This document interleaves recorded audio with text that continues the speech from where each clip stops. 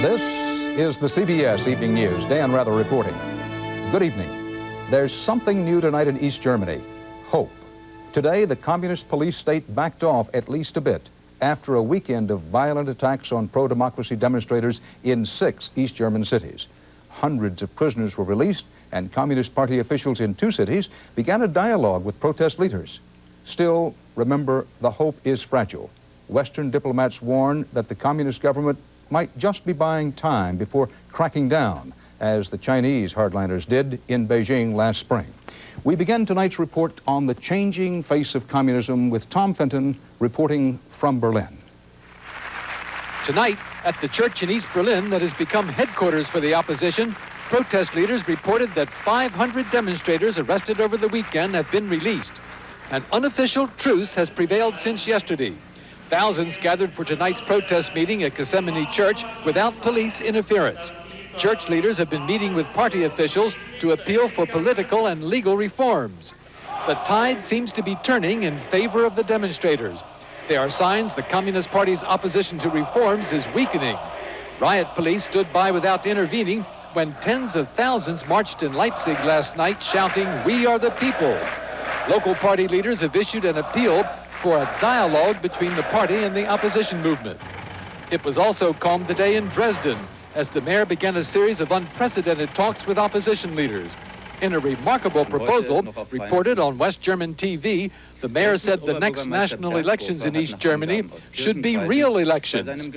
There are no signs that party leader Erich Honecker approves of any of this. His last word on the subject of reforms in a meeting with Chinese officials yesterday is that they're not needed. Meanwhile, the exodus of young East Germans from Honecker's workers' paradise is continuing. 600 to 800 a day are fleeing, many of them via Hungary. All of this is highly embarrassing for Honecker. The exodus and mass protests have thoroughly discredited his regime. And now that middle-level party officials are calling for compromise, he's beginning to look isolated. That raises the question of how long he can hang on before he is dumped by his own party. Tom Fenton, CBS News, West Berlin. Poland, of course, historically has been caught between Germany and the Soviet Union. Poland's new solidarity-led government warned today of a harsh winter ahead with blackouts, food shortages, and skyrocketing prices. As correspondent Bert Quint reports, economic woes are only one part of the grim legacy following 40 years of communism in Poland. For nearly half a century, Poland's communists buried their crimes along with their victims. Now, suddenly, the day of reckoning is at hand. For the first time in Eastern Europe, the party that thought it owned the nation is being forced to answer questions like, what happened to 3 dissident priests who died mysteriously this year? An investigating commission of the Solidarity-dominated parliament thinks Poland's Ministry of Internal Affairs, which controls the brutal riot police and the Polish equivalent of the KGB, is responsible for the priests' death and the deaths of at least 90 other opponents of the regime. Investigators also are looking into ways the Communist Party provides its members with the good life while soup kitchens open throughout the country. 2 Solidarity parliamentarians talked their way into a forbidden oasis of privilege, a plush resort guarded by special troops.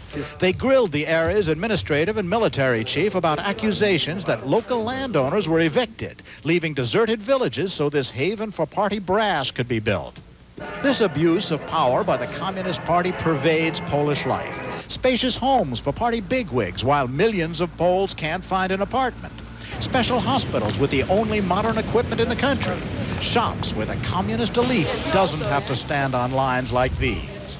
Even subsidized vacations at Polish resorts. They are party faithful. And for all these years, the Polish people have been cheated so the Communist Party could reward its followers. And it's only now that the public is learning where the party gets its money. It turns out the party used its power to take over state concerns and form one of Poland's biggest enterprises. It runs it as a private business, not for the nation, but for its own profit, and it's tax exempt. This enterprise produces 90% of Poland's books, newspapers, and magazines and operates 35,000 stands selling 5,000 items, including the cigarettes that are a state monopoly.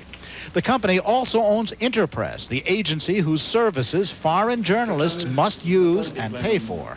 That means news organizations like CBS help subsidize not Poland, but Poland's Communist Party.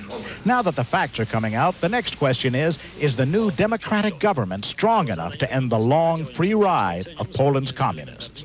Bert Quint, CBS News, Warsaw. The Secretary of State for the United States of America, James Baker, is standing by now live to talk with us from the State Department in Washington.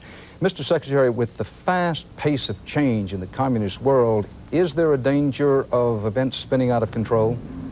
Well, there's always a danger, Dan, that a regime such as that in East Germany could resort to repression or the use of force to try and put down peaceful demonstrators. It's our solidly held view, of course, that use of force is not going to be an answer to the problems of that regime. It's time for perestroika to come to East Germany. When you last spoke with Mr. Shevardnadze on a Face the Nation appearance, you said he told you, Shevardnadze, we will never crack down, meaning the Soviet Union. Do you believe him? What he said was that we do not think the answer is to use force to suppress peaceful dissent. I have no reason to disbelieve him until it turns out not to be true. In fact, he suggested that the use of force in a situation like that would mean that perestroika had failed. Mr. Secretary, you're aware that there are people, and not all of them Democrats, who say, listen, I like George Bush, he's experienced in foreign policy, but he seems to be dithering and dawdling on this whole question of the changing face of communism. Can you address that kind of criticism? Well, I'm not sure that criticism is valid. Let me address it here. We have been addressing that issue beginning with the 40th anniversary of the NATO summit, the strengthening of the NATO alliance, the President exerting his leadership of the alliance. We're dealing with it on a daily basis now in our East-West relations. You're aware of our response to the events in Poland and Hungary. We like to see that reform process move forward. We're prepared to assist economically, improve our relations with those countries that do move forward toward political pluralism and to more of an open society from an economic standpoint. We simply hope that countries like East Germany will opt for that approach rather than moving backwards to the approach that's failed communist regimes in the past, the approach of repression by force. Mr. Secretary, thank you for being with us live tonight. We appreciate it. Mm-hmm. And still to come on tonight's CBS Evening News, correspondent Bruce Hall on the Space Shuttle Atlantis as critics try a court abort. And Peter Van Sant on the English circles that don't square with science.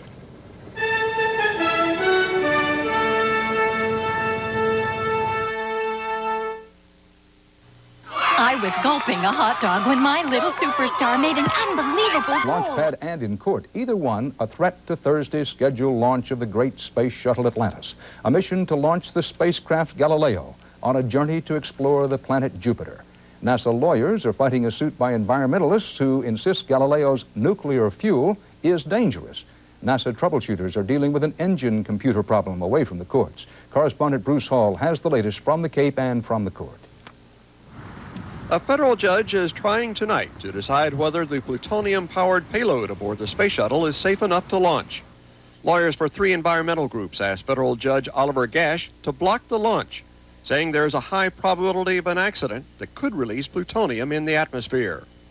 However, Justice Department lawyers argued that plutonium has flown safely on 22 previous rocket flights and survived at least 1 in-flight explosion.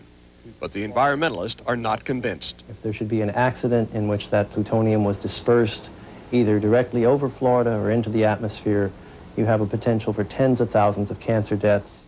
Federal safety experts have spent nearly a decade and $50 million exposing plutonium canisters to crash tests, explosions, and burning. NASA's conclusion? The plutonium generators could survive any shuttle accident. The Galileo generators, the parts of them that contain the plutonium material, have successfully survived pressures 10 and more times higher than were present in the Challenger. Despite NASA assurances, a small group of anti-nuclear protesters still vows it will try to stop Thursday's shuttle liftoff by sneaking into the launch pad area if necessary. I think, frankly, it'll be very difficult to get that close, but we will definitely try. More than 200 heavily armed security guards are patrolling the Space Center, with orders to stop anyone infiltrating the Florida Oceanside launch site by boat, plane, or on foot.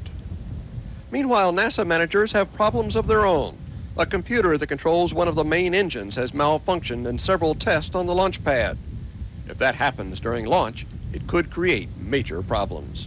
It shut down an engine when you didn't want to shut down an engine, which would put you in abort condition. Officials will make a final decision on a computer in the morning. If it has to be replaced, launch will be postponed for several days, regardless of the judge's ruling on the plutonium safety issue. Bruce Hall, CBS News at the Kennedy Space Center. The dispute, as Bruce Hall mentioned, centers around plutonium pellets. Pellets just a little smaller than this golf ball. Now, they are in the plutonium power packs, which are located here and here for the Galileo spacecraft. The generators containing about 49.5 pounds of plutonium in these two places. NASA points to all the precautions it has taken, starting with fashioning the plutonium into the hard ceramic pellets. These are the things about the size of a golf ball, pellets that won't dissolve in water or turn into dust that could be inhaled. The plutonium pellets are encased in hard, heat-resistant metal, the kind used to make pinpoints. 2 pellets are then sealed in another hard, heat-resistant capsule. Then, pairs of capsules are put into sleeves, and then into additional heat shield modules. And then the modules are put end to end, surrounded by 70 more layers of insulation. All this, NASA insists, makes danger to the public from radioactive fallout minimal, even in the event of a shuttle launch disaster. Environmentalists insist NASA is lowballing the risk. This question of science is now in the hands of a court and subject to a legal opinion on whether Shuttle Atlantis and Project Galileo will fly.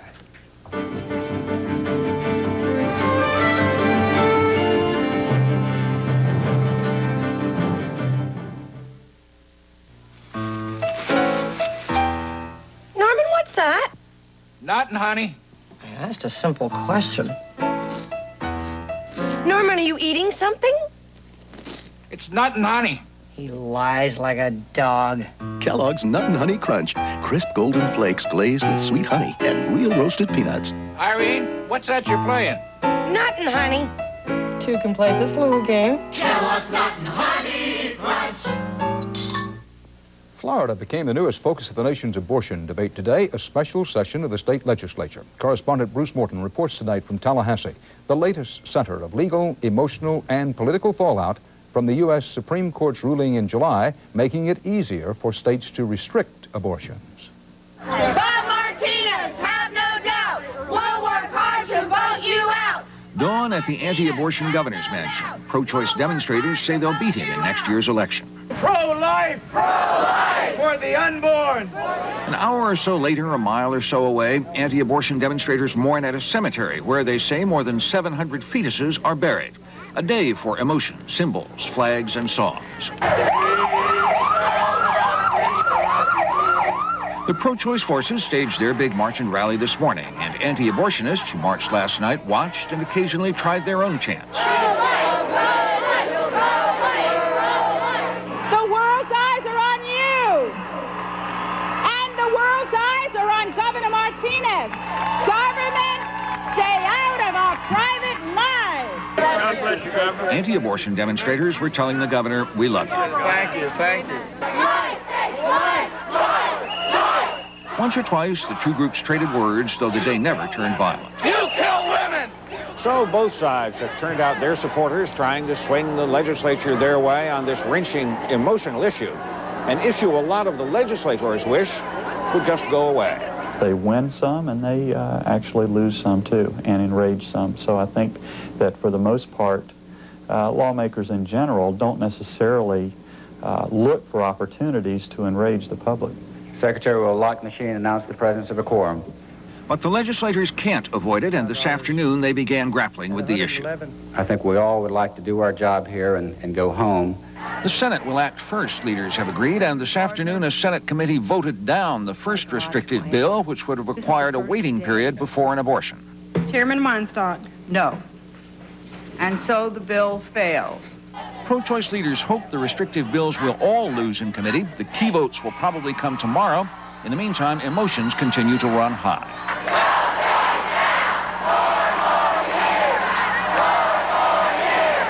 Bruce Morton, CBS News, Tallahassee. President Bush tonight accepted an invitation to a so-called drug summit issued by the presidents of the main cocaine-producing frontline states, Bolivia, Colombia, and Peru. They said they'd like to hold it within 90 days. Exact date, place, and agenda still to be worked out.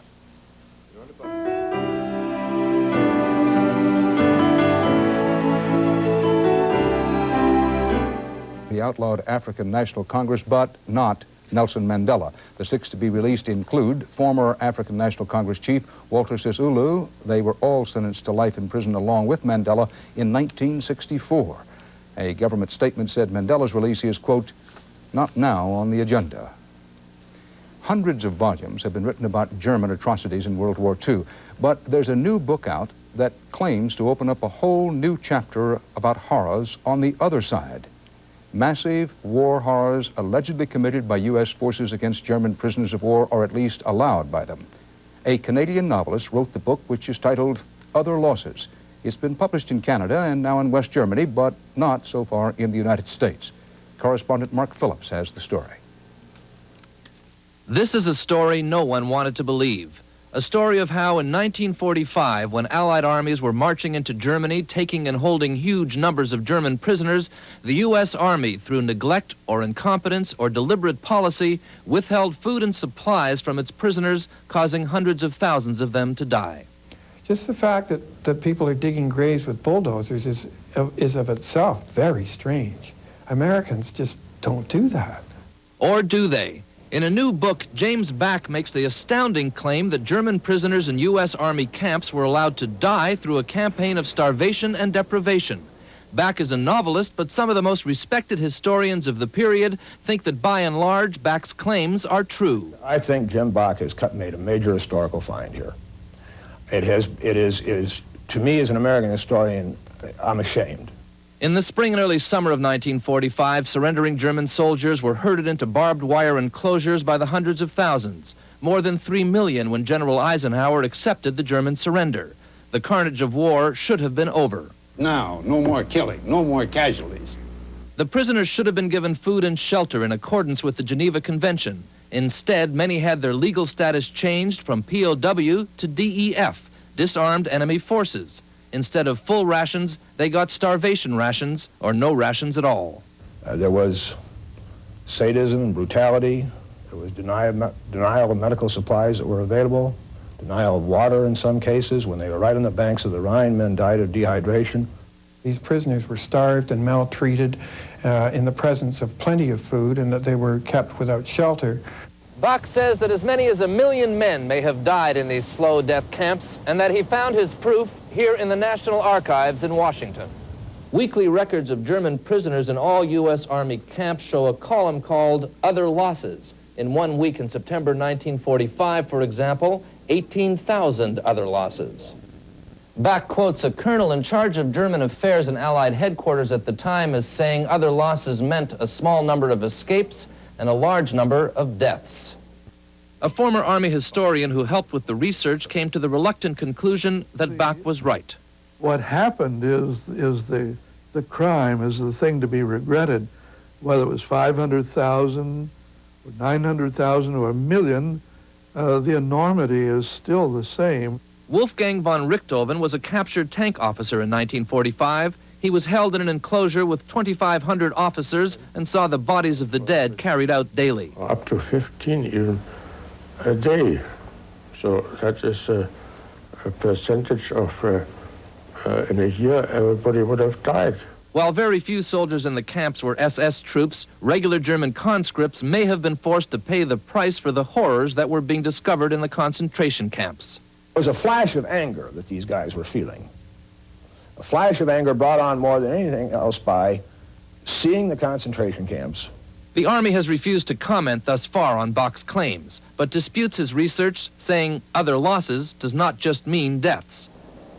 Dan, you have to put this into context. In Europe in the spring of '45, there were millions, perhaps as many as 10 million displaced persons, refugees, former slave laborers in German camps, and POWs. They all had to be fed and looked after. The transportation system had been destroyed. It was a logistical nightmare, and record-keeping wasn't all it should have been either. The book has stirred historians, and arguments will continue over Back's figures, over Eisenhower's role, and over whether the conditions in the camps were accidental or deliberate. Dan? Thanks, Mark. A spokesman for President Bush confirmed today that more than a dozen leaders of last week's attempt at overthrowing Manuel Noriega in Panama have been flown by the United States to safety in Florida.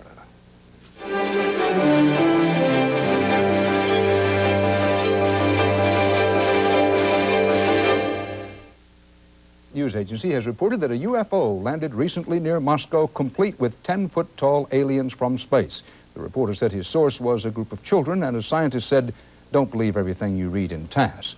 Some people in Britain are convinced that UFOs are causing strange new patterns on English farmland. Other puzzled experts are simply going around in circles, as Peter Van Sant explains.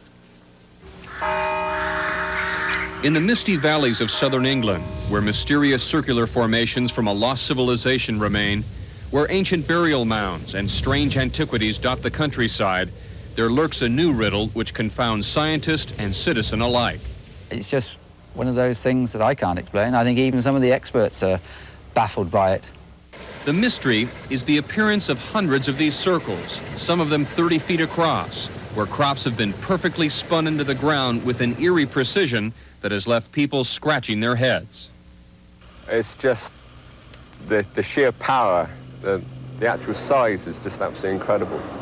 It's just overpowering the amount of force that must be required to flatten the corn down like that.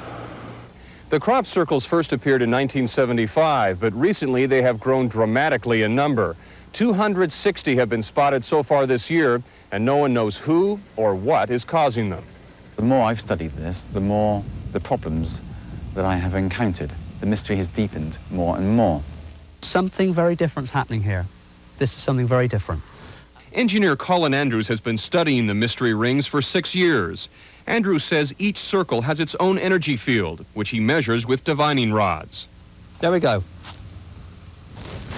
That's the precise center of the circle, where the energies are actually still imploding. Andrews believes there may be some kind of alien life behind these perfect circles, and he says their location near ancient landmarks may be more than a coincidence. The dimensions of these circles relate too closely to the dimensions of those ancient sites to be ignored. One of the more unusual groupings, nicknamed the Crucifix, appeared one night in Jim Pickford's field. I can't pinpoint why they come. I mean, I stood, when we walked through the field, I stood in one of the circles and said, beam me up, Scotty, but nothing happened. The theory that UFOs are making the circles is a popular one. Jack and Pat Collins claim they saw a giant wheel of lights floating above a field. Well, I thought it was something from outer space because, as I say, there's nothing up on Stockbridge Down otherwise. The crop circles have spun a mystery that no one yet has solved. Scientists from 4 countries are studying the phenomenon, but they're looking for clues in a countryside where questions like this have remained unanswered for thousands of years. Peter Van Sant, CBS News, Avebury, England. And that's part of our universe tonight. Dan Rather, see you tomorrow. Good night. This is CBS.